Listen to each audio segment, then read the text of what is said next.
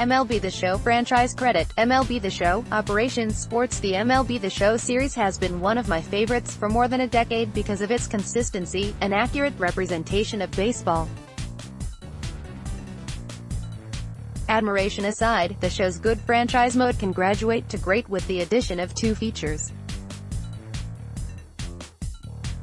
Franchise rebranding. Create a team. Fans create their teams in Diamond Dynasty, and it's a blast to see some of the uniforms the community creates when you match up in online games.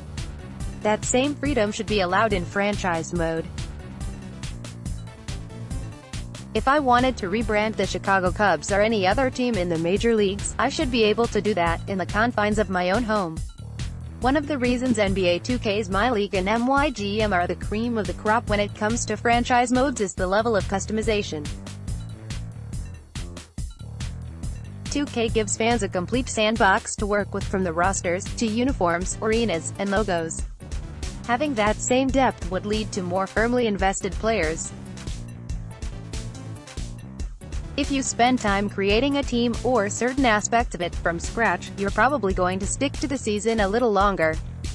Also, since the show introduced carryover saves, a feature every sports video game series should adopt, the alterations you make should transition from previous versions too. Create a ballpark. Am I the only one fighting for this flag? I know that's not the case because I've seen it requested by others in a variety of forums.